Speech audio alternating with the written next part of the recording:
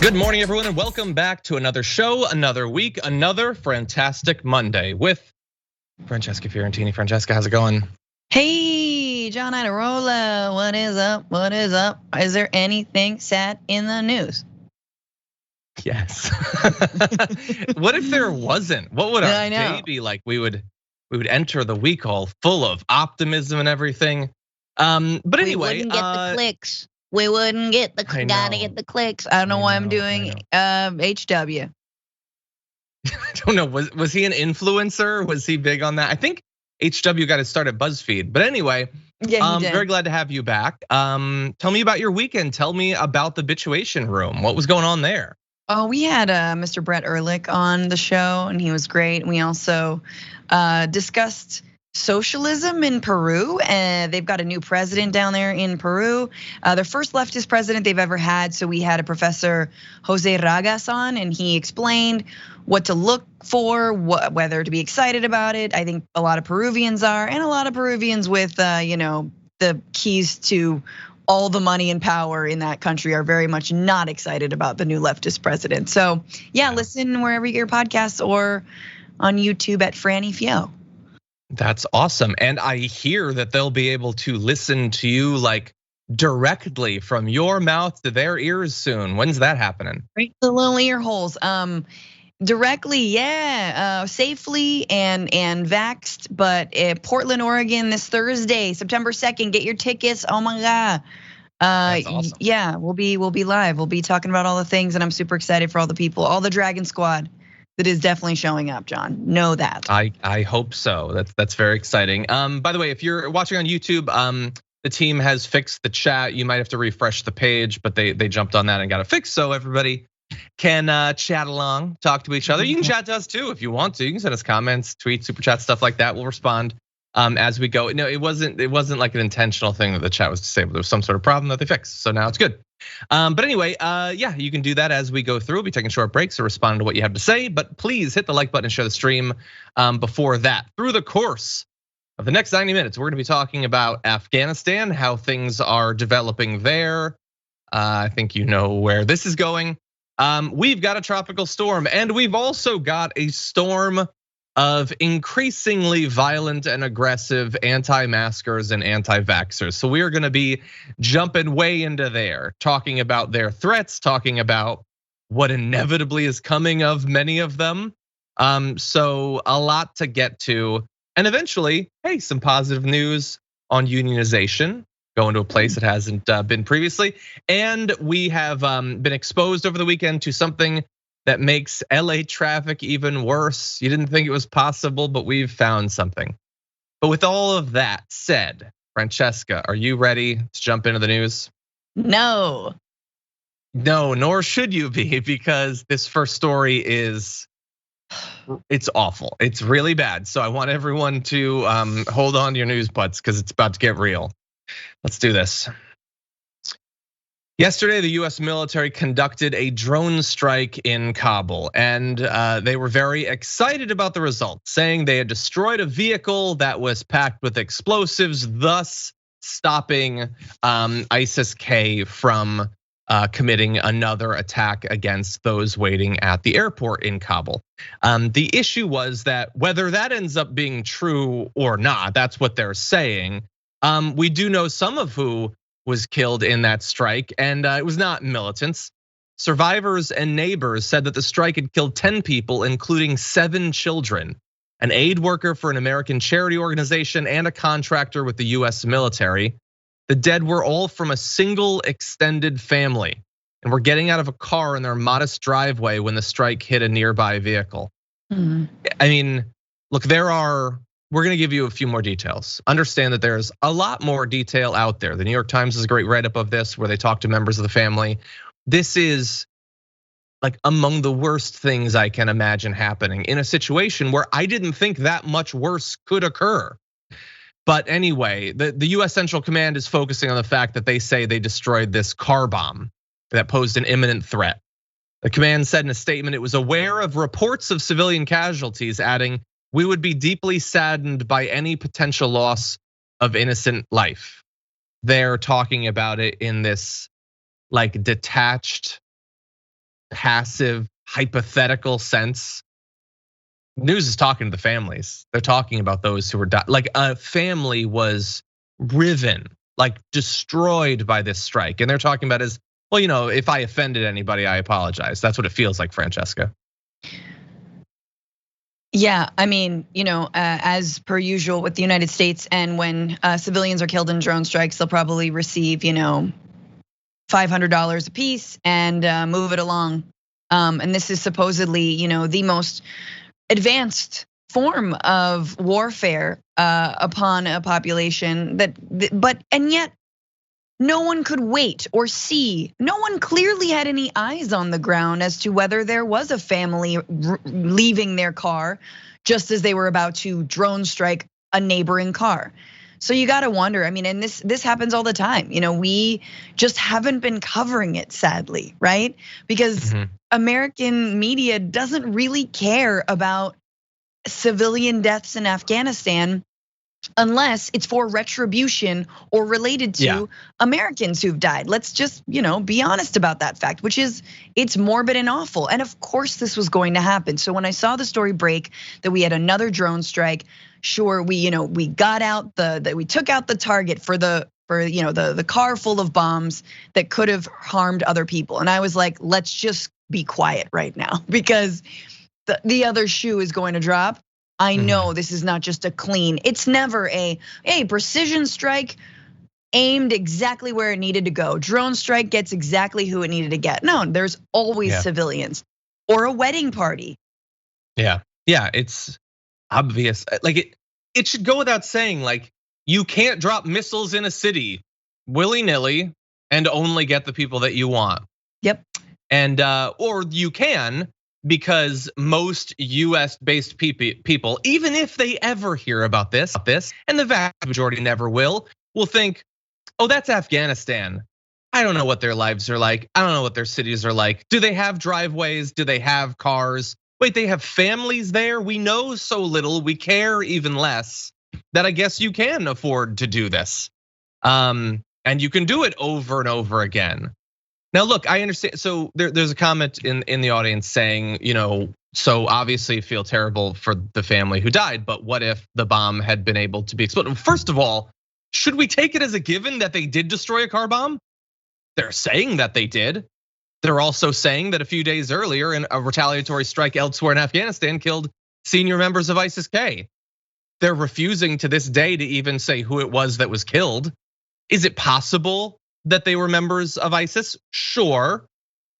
At this point, 20 years later, are we just taking for granted that whatever the US Central Command tells us about their actions in Afghanistan are accurate, when they've had a really devastating couple of news cycles because of the loss of US soldiers?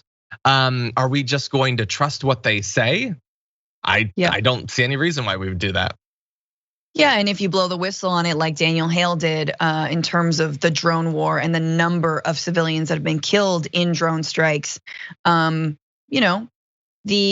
Espionage Act will be thrown at you and you'll be threatened with jail time and you will be unable to speak and you will have to go into hiding. I mean, you'll be arrested. This has been happening. And the other thing that's so interesting about this is that, the media also wasn't covering Trump's role in expanding the drone war, right?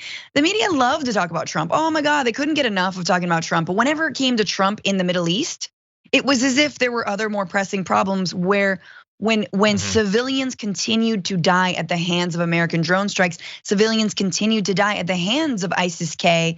And something that I covered in my podcast the other day was that, Trump actually helped negotiate the release of ISIS-K fighters from prison, some of whom might have been the ones carrying out these attacks. So are we deliberately not putting together the Lego blocks here, people? Like, do we not want to finish the puzzle?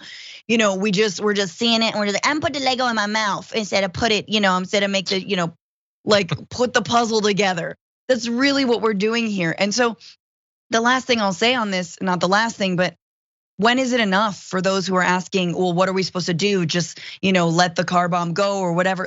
Yeah, but when it comes to civilian life, when it comes to perpetuating war, we're using the same terrorist tactics. Yeah, we've got more money, but we're using the same terrorist tactics. We're killing civilians still. When does it end? When can we say enough is enough 20 years after 9/11? Maybe we should stop. Exactly, yeah, and we, in a little bit, we're gonna turn to Lindsey Graham talking about how they're gonna wanna strike us like they did in 9/11, even though it's a different group and all that. Like he's just using the same metaphors. And if you were to ask him why, you would get some BS that you've heard a million stupid times over the last 20 years, and nothing about. Well, first of all, they're trying to get out. They're scared, and you're bombing them. Now, repeat that thousands of times over many years. Now, that does not mean that everyone who's affected by this becomes a militant, but it's got to shift their view of the United States, of the Taliban, of other groups operating in Afghanistan. But I don't know, that's complex. You got to learn about stuff having to do with Afghanistan. Easier to just say they hate us for our freedoms. The idea that if we had no involvement whatsoever there, we were never there, we never bombed anyone, that they would just be like, I heard there was this city, it's Kansas City, in fact, and I hear they have a lot of freedom there, so I want to blow it up. But there's millions of people that think that that's actually how things work. Anyway, I want to give a few more details about this so you really understand how terrible this is. This maybe final horrific, tragic incident during our withdrawal from Afghanistan. One of the individuals who was killed, this is the aid worker, Zamari Ahmadi.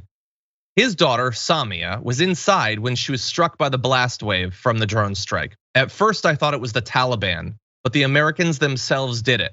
She said she staggered outside choking and saw the bodies of her siblings and relatives. I saw the whole scene. There were burnt pieces of flesh everywhere. And that is what we did. Her fiance died in the explosion. He had been elsewhere in Afghanistan and he traveled to Kabul. He was there in that house, hoping to get out on one of the American flights. And he was killed by us.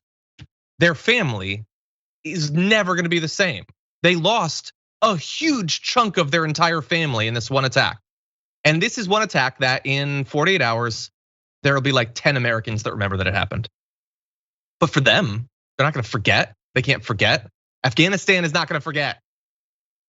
Anyway, there's other news. We shot down some rockets that were aimed at the airport, and technically the airport remains open for the next, 30 or so hours that were supposedly until the deadline, that is.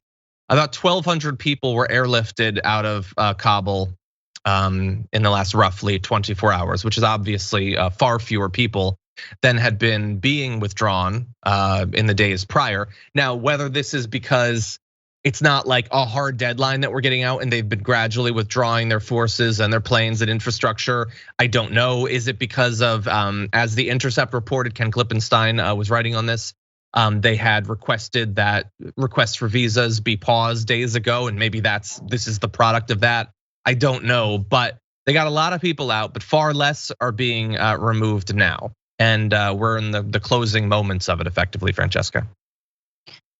I mean, it is a crass judgment call for this president to make, right? After he is obviously sticking to his plan to withdraw Afghans and Americans and get out of Afghanistan, and conducted one drone strike. Then there was word that there was going to be another, attack, and made the executive decision essentially that these human lives, civilian lives, or not knowing whether there were civilian lives was worth it. Sort of the cost benefit bloody analysis was made. And I would argue that was a bad call. And I'm not in his position, but at a time like this, when there are a lot of eyes and there's a lot of media attention on what's happening in Afghanistan, why? And remember how bad your drone program actually is. Listen to the operators who are traumatized because they've either been ordered to fire when they couldn't see whether there were civilians, or they were ordered to fire when there were civilians. Listen, your technology isn't actually that good. Not everything is like a special, SEAL Team 6 going in to get Osama bin Laden. I wish it was. Because the only way to be precise is to actually have boots on the ground, right? if that's what you're trying to do. If not, you're going to kill civilians, and it's gonna be a bad headline, and it's gonna look bad on you. And people like us who are honestly supporting a lot of the president's moves in terms of really withdrawing and not bowing and caving to some of this right-wing pressure are gonna criticize you for it, because you should be criticized when there's a loss of civilian and children's lives. Yeah, 100%. Okay, we're gonna take our first break. When we come back, it's the title of the stream. We'll be talking about Lindsey Graham and what he thinks should be done based on what's going on in Afghanistan. Then we'll give you an update on the tropical storm situation. But first, this.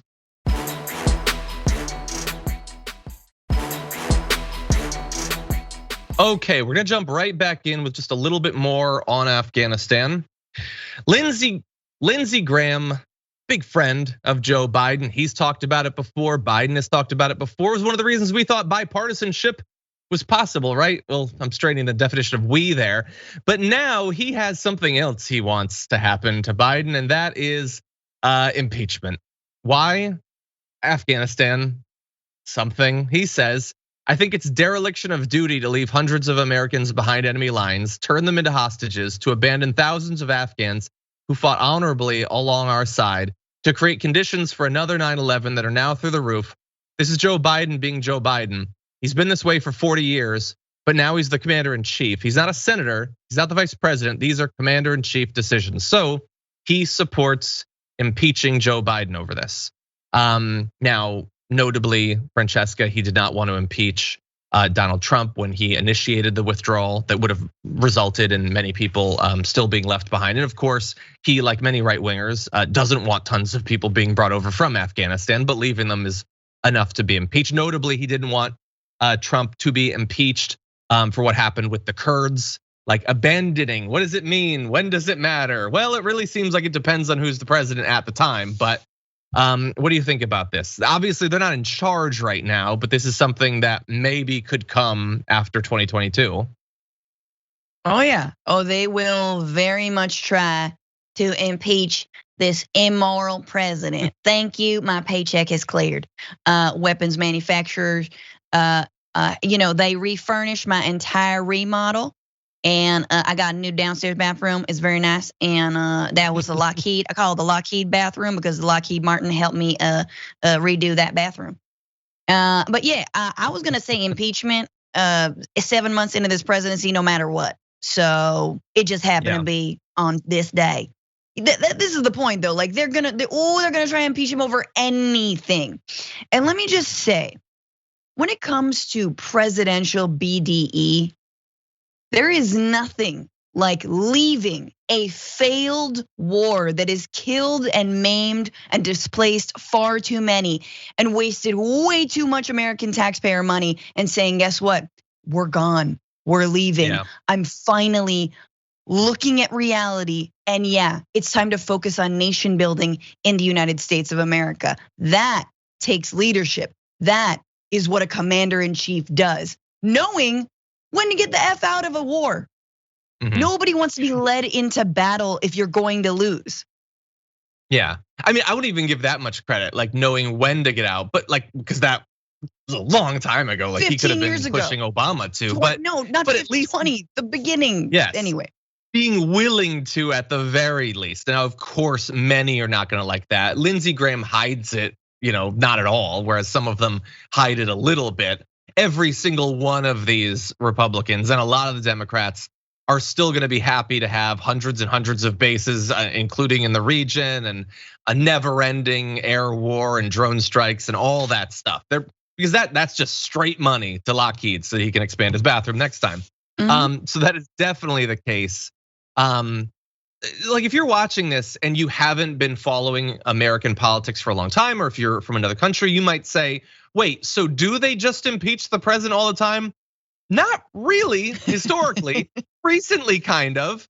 But Obama was never impeached. George W., for all the damage he did, was never impeached. But seriously, so the Democrats did impeach Donald Trump twice. And so you might say, if you have no ability to critically think whatsoever, well, they did it, now the Republicans get to. But I want you to think carefully. about what it was that they impeached Trump for. Because there were a whole lot of things they could have, but what did they? Over trying to set up a scheme with a foreign power to defraud our election process, basically, with Ukraine, and then trying to overthrow the election after he lost it on January 6th. Those were very serious things.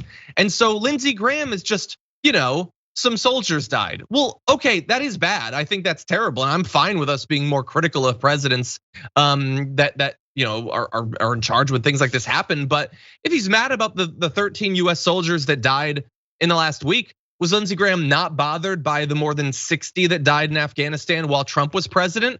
And the far more that died in other countries, in Iraq and Syria and other places around the world?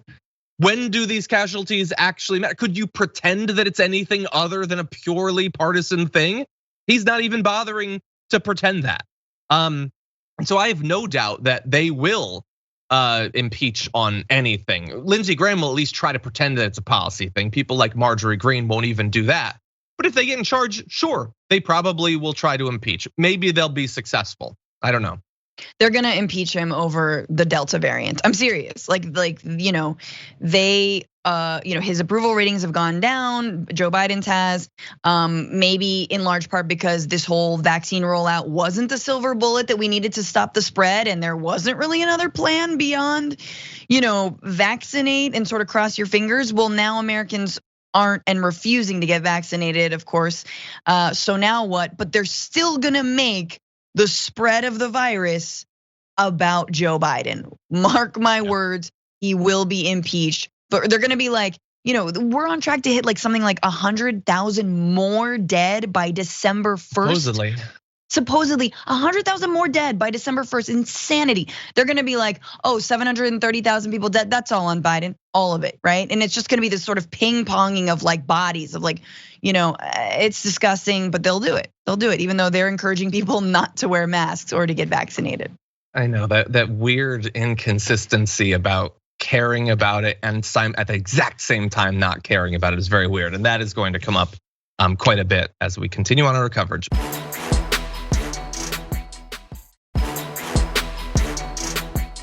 Want to give you an update on Tropical Storm Ida, which made landfall just yesterday, and we're experiencing the consequences of this now. It was downgraded from a hurricane to a tropical storm earlier today. It actually made landfall on August 29th, the same day Hurricane Katrina struck the area 16 years ago.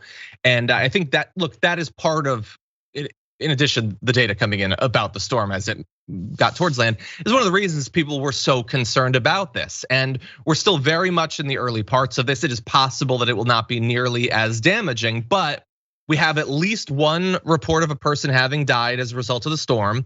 As of right now, supposedly 1 million people are without power in the region. And I know that in the news, you're supposed to talk about these storms as purely a spectacle, not tied to anything else happening in the world. But we're gonna break that pattern in a couple of different ways. So first of all, and we'll give you more information about this, including that it made landfall originally as a Category 4 hurricane with winds of up to 140 miles per hour, a storm surge that could reach as high as 16 feet. Obviously very damaging, but Francesca, bear in mind, it's hitting an area that is in the grip of a pandemic. Louisiana was not doing well. Its hospitals were already stuffed with patients. And one of the scariest things I read in advance of landfall was they were abandoning plans to relocate people who had been hospitalized with COVID because all of the surrounding states also had full hospitals. They couldn't send them to Florida. They couldn't send them to Mississippi or to Texas. They were all slammed already. And so some will leave, some regular people will flee inland. Many of those people will have COVID when they do so, but they have to leave because of how worried they are about this storm. It is just, I'm trying to avoid saying the perfect storm of a catastrophe that's coming, the intersection of the pandemic and this natural disaster.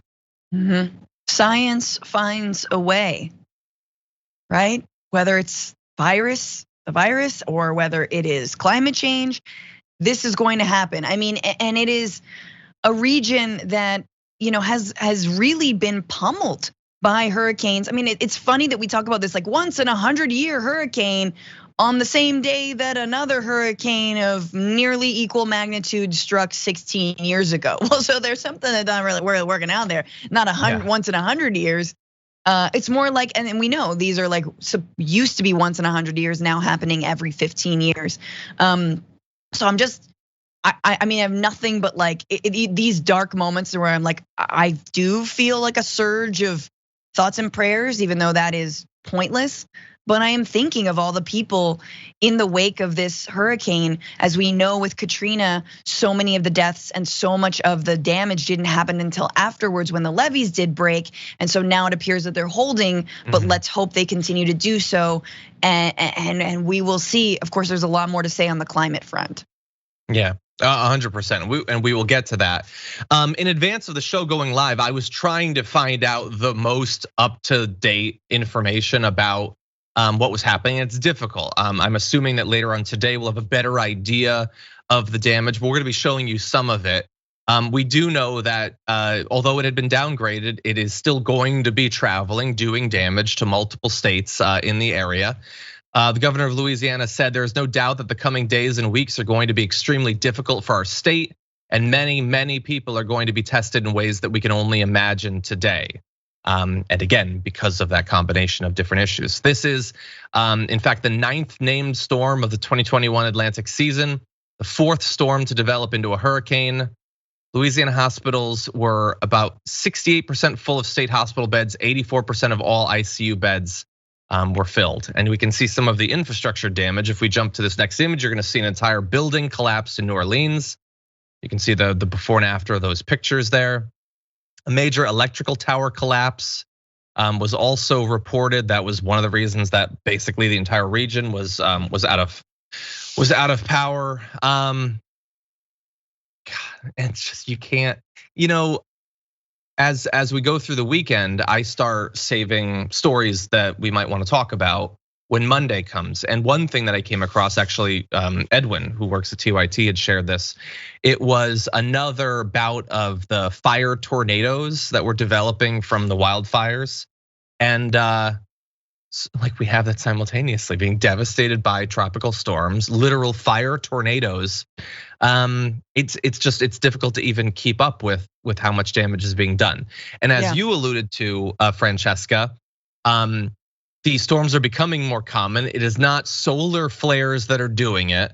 But despite the fact that we had this great opportunity to be reminded a few weeks ago of the IPCC climate change report, in the wake of that, there's been all these disasters that we've talked about, and meanwhile and everything, the fires in the Mediterranean, the flooding in China, all of that. Only 13% of shows talking about these extreme weather events actually mention the connection to climate change. And that's in the wake of that report, which is only a couple of weeks old. You don't have an excuse at that point. They're supposed to be better anyway, but they were finally, remember all that? There's like the flashing red warning sign that we talked about. I guess it's easy to forget, I suppose. I think one thing that, you don't even have to cover climate change or if it's real. You can ostensibly skip all that and just talk about climate preparedness, right? Just from a purely infrastructural level. Looks like we are negotiating an infrastructure bill that has big piece on climate preparedness. But the sad reality is some of the impact, a lot of the impact of climate change, it is too late to mitigate. We are going to face it. We are facing it right now. But what we can do is things like running power lines underground, right? Like that is something that is doable. It's something that, this latest Dixie fire in California, which I believe is still raging, that it apparently was started by power lines that PG&E were told to bury. Like these should not be above ground, they should be underground. And same with, if there are gonna be stronger storms on the Gulf Coast, then that electrical grid needs to be, and electrical lines need to be underground. So they can't get knocked down and save hundreds of lives by doing that, and preparing for the worst. So we're beyond against the moral argument. It's happening, it's here. Now, what are we doing about it? What are we doing to mitigate it? What are we doing to prepare for it? Yeah, no, that's a great point. And related to that, we have a comment from Progressive Amo who says nothing will be noted about the fuel and other pollutants released to destroy the area as well.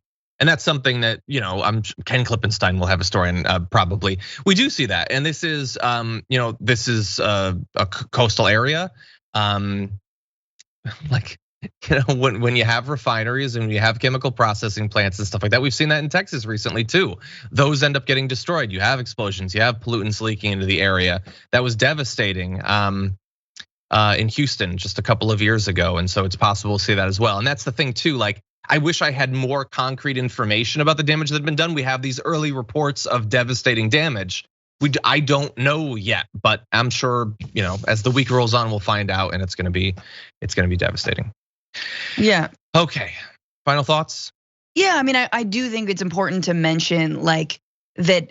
We need a Green New Deal, guys. Like there, and look at Louisiana. You look no further. So much of the Louisiana economy is based on fossil fuels. It's not all giant corporations. It's often like small. It's majority giant corporations. But we need a just transition away from fossil fuels that ironically is killing the same Gulf Coast where so much of the oil is extracted from, right? Hello, like it is so obvious what we need to do. And hurricanes used to happen on the Gulf Coast. Of course, they've always happened, but with the amount of dredging, with the amount of the expansion of canals so that giant oil rigs can come through and dig up the earth, right? And dig up that oil, all of the land has been eroded and eaten into, so that actually the oil and gas industry has helped some of the land erosion, as well as the burning of the fossil fuels has created, a sea level rise that's also eating into that Gulf Coast.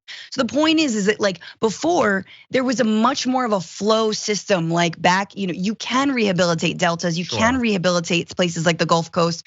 We can work toward that if we cut off the oil and gas industry, at the knees. We have to do it. We cannot wait for peak oil to come around. It will kill us before we can actually rein it in. So we got to do that now. And if we can tie it to one more thing that's going on right now, Democrats have maybe one goal for the next year, which is the infrastructure bill. Maybe we should take climate change seriously. Like, we're getting we have this multi-month conversation about what should be in this reconciliation bill. Every 2 days, we have another type of weather we've never heard of before, which should be inspiring us to take it seriously, to use this opportunity. We'll see if that actually happens. Anyway, we're gonna break in one moment because our next couple stories are thematically linked. I did wanna just say this, and I had forgotten, I meant to mention this on Friday, but I know sometimes we will cover a story and then there will be updates, and sometimes we do the updates, sometimes we don't, sometimes you don't notice it. So we had covered a story of a complete whack job whose car was stopped by a protest that was going on. I think it was called the Bikes Up, Guns Down. I apologize, I don't remember. It was about housing equity. And he wielded a gun against the black teenagers who were doing this protest. He claimed that he was only standing his ground. It was rejected as a defense. So I don't know if anyone watching this saw that. I'm shocked that it was rejected, but in any event, it was. So hey, small miracles. We'll see if he gets any actual consequences, but at the very least, that one mental horror was not allowed to stand. Anyway, with that, we're gonna take a break. We'll be back in just a few.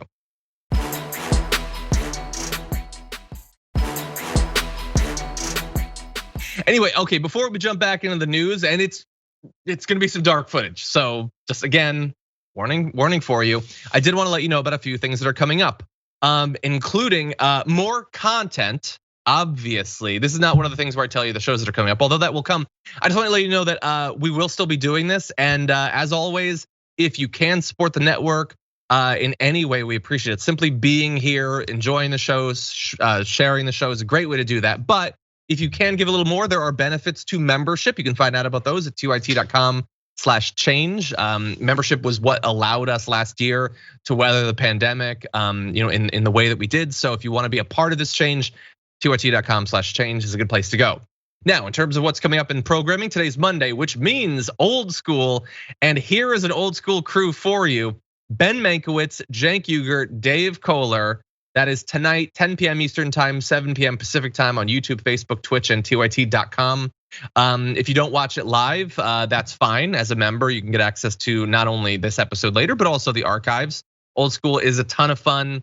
Once every 3 years or so, they invite me on. I always enjoy it, and then they forget I exist for a while. Anyway, also coming up after our show is Indisputable. Dr. Rashad Ritchie will be taking over on Twitch and YouTube.com/indisputable_TYT with his co-host Dina Dahl. Jacob Rich will be on for a debate. Always fun. You don't want to miss it. But that said, why don't we jump back into it with this clip? Week to stop the passport. 1 week. Tomorrow they vote. If it's unanimous, we lost. We lost. Sharpen your knives, get your guns, get your food. Now! Now! That's right. Now! Get your neighbors, get a stronghold, find out who the men are, and then make a plan. Okay, so that was Jason Lefkowitz, a comedian turned anti-vaccine activist. I thought it was funny. I thought it was pretty funny. Anyway, so this was at a rally in, I believe it was Santa Monica, so not far from where I'm shooting this actually.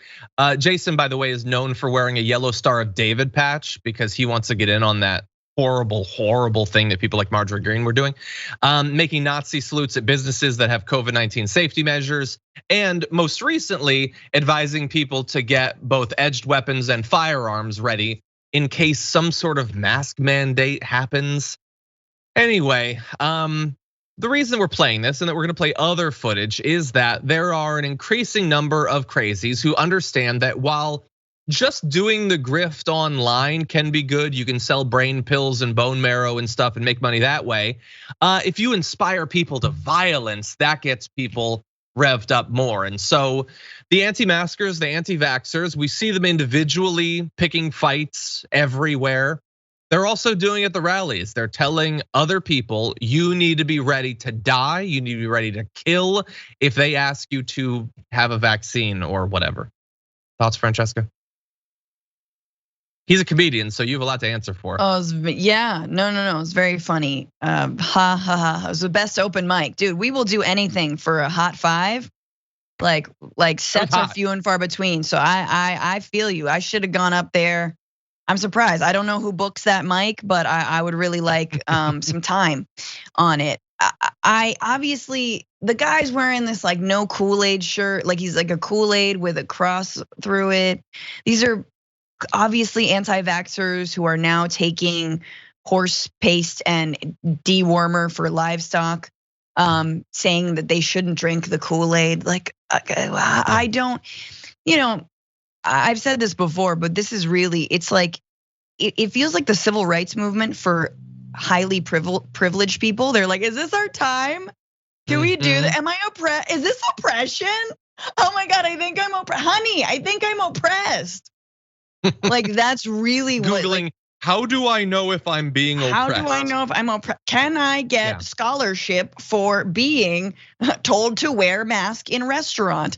I don't know what to say at this point, but like what I didn't see were any police officers, right? What I don't see are people, tracking these folks, making sure that they don't make good on their threats of violence, because we know they can and we know they will. And that has happened in places like Los Angeles around, there is a gross nexus. There is a Venn diagram of all kinds of, whether it's white nationalists, Proud Boys, anti-vaxxers, anti-maskers, as well as anti-trans folks. And they have come out in force to threaten people. I wonder, right? I mean, these are all the breadcrumbs and the things that led to January 6th as well, and if the FBI had actually been taking those threats seriously, which I don't know why they wouldn't, right? That January 6th might have been more preventable. Granted, whoever the guy who was in charge was gonna make sure that there was gonna be no security no matter what. But these are not small incidents, they can mount up. Yeah, and like the people at this rally, is that it? That's just, they went to this one rally and that's that? I don't know, we'll see, I guess stay tuned. Two things about the Kool-Aid. First of all, like I just love the arguments, like they're drinking the Kool-Aid that the CDC is telling them. You can't trust that, you can only trust what some anonymous random person on 4chan tells you about horse paste. And also, imagery wise, I get you're against the Kool-Aid. So you put the Kool-Aid man with the Ghostbusters like thing or whatever, but like his whole thing is busting through things. He's gonna bust through your no sign. That's what he does. The imagery just isn't consistent. You need to think about these jokes. Anyway, I want to take you to another individual. So here we have Steve Lynch, right-wing conspiracy theorist and Pennsylvania Republican Party's nominee to become the Northampton County executive. Here is what he thinks is gonna need to happen. We got parents looking at the bylaws. I plan on going in these school boards. Ian and other strong men. Men, where are you? Men, wake up, smell the coffee. Let's go. Make men great again, right? Make men again. Let's go. Men, I need you in the coming weeks, because when we walk into those school boards, we're gonna have everything we need to do to go in there with those 9 school boards that voted to put these masks back on the children with no scientific, it's done. Giving them the research and the data. Do you understand that? Forget going into these school boards and bringing data. You go into school boards to remove them. That's what you do. They don't follow the law. You go in and you remove them. I'm going in with 20 strong men. I'm going to speak in front of the school board, and I'm going to give them an option. They can leave or they can be removed. And then after that, we're going to replace them with nine parents, and we're going to vote down the mask mandates that evening. This is how you get stuff done. Forget writing your legislators. Forget it. Yeah, well, that was clear in a variety of ways. So one is, yeah, they're not following the law. There's no point. Don't write your legislators. It's just more and more out there, Francesca. We're done with politics. We're done with all of this. We're gonna grab 20 strong men. We're going to get rid of the school boards, and we're just gonna put 9 people we like there. This is just like, make whatever historical comparison you want. This is just thugs in the street saying, we don't do politics anymore. We're not part of that civil society stuff. If elections don't produce the outcomes we want, get your knives ready, get your guns ready, get your 20 strong men who've smelled the coffee ready, and just take over. Just do whatever you want. And they have crowds that are cheering for them. Having a couple of psychos in Santa Monica, or I think that was in North Carolina, perhaps it might have been Virginia, Pennsylvania. is bad. Oh, it's Pennsylvania. Yeah, it's in Pennsylvania. Well, I don't know, they travel. But anyway, yes, Pennsylvania. That's bad enough, I suppose. But having crowds that are like, yes, tell me about how we should be done with all this, and we should just start removing the people we don't like. Yeah. Men, make men great again. The phrase toxic masculinity is far overused, but if you look it up in a dictionary, you see my dude right there screaming about making men great again. Since when did the virus have anything to do with your masculinity? Except when it comes to erectile dysfunction, bro, because guess what? Long COVID and COVID sufferers, they got some ED, okay? There have been this is real, COVID-19 cells found in the member. So, let's talk about that. You want to link this to masculinity, let's talk about how you can't get it up, and maybe that's why you're here. Okay, I'm done with that line of thought. Here's my thing. Another line of thought is, how about this one? Try this one on. No, this is a minority of people, right? I think more and more, especially as folks like this guy, AM conservative radio hosts, anti-maskers are dying, are proving that the kinds of misinformation that they spread helped lead to their very own death. I hope and I believe that this will be a smaller and smaller number of people, and they will have less and less influence.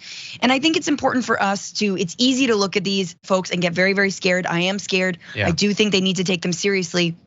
But I also think it's important to remember that there are people who are turning away from some of these false leaders, and they can be sort of picked off, so to speak. And that it is important to talk to anyone who's an anti-mask or anti-vaxxer, who's in your family, who you do care about. And there is a way to get into that and to de-radicalize, so to speak, those folks. I just think it's really funny though that the people who are like these folks are just living their own Walking Dead. Like it's like everyone's gonna maybe like in 5 years like be back to normal, and then they'll be like the Walking Dead crew that's just like, like, no, we gotta get our men, rah, and we're just like, calm down, At least that's what I hope.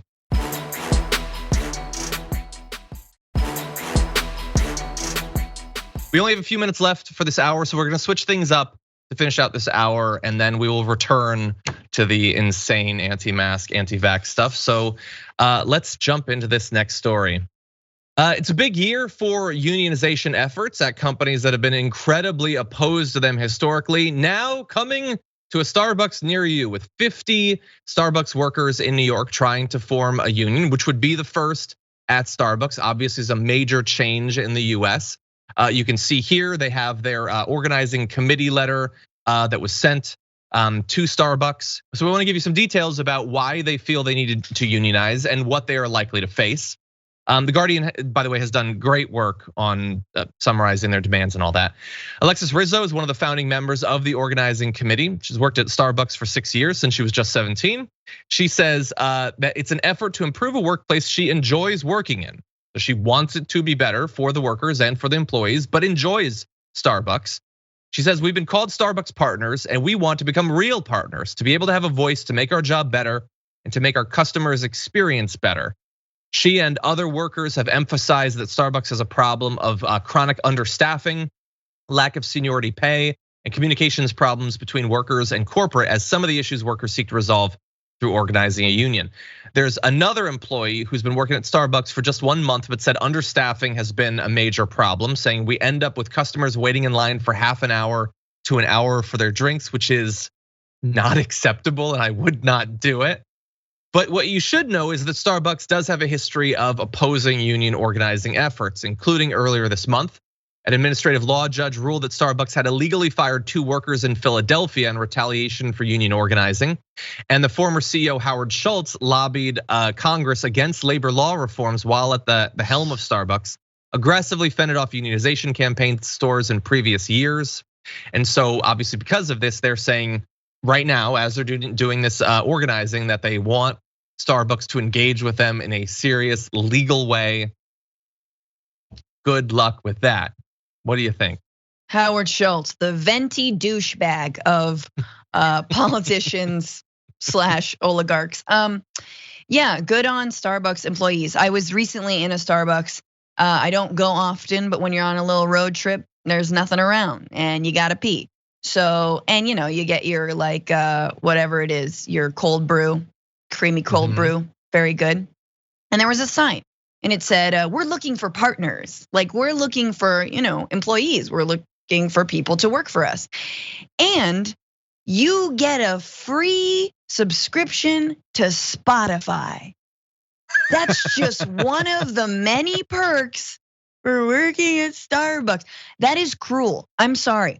That is a BS perk. That is cruel. That's a slap in the face.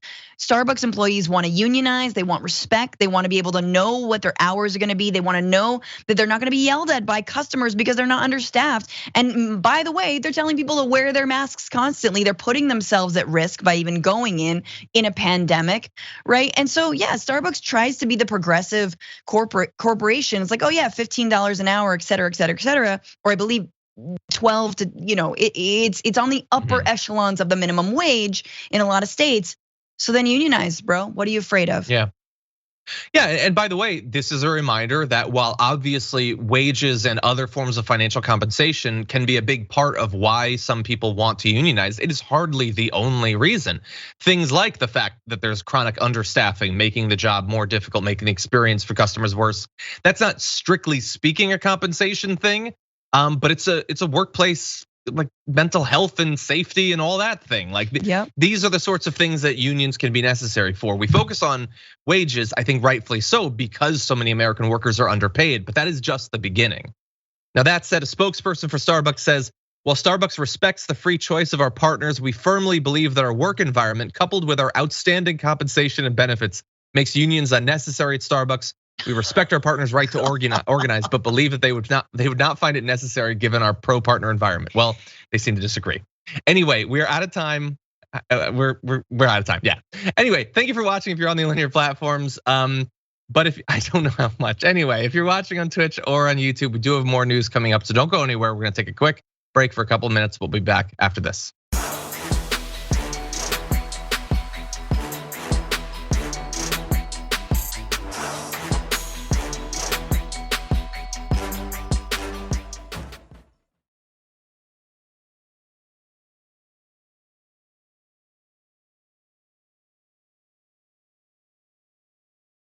Thanks for listening to the full episode of The Damage Report. Support our work, listen ad-free, access members-only bonus content, and more by subscribing to Apple Podcasts at apple.co/TYT. I'm your host, John Adarola. I'll see you soon.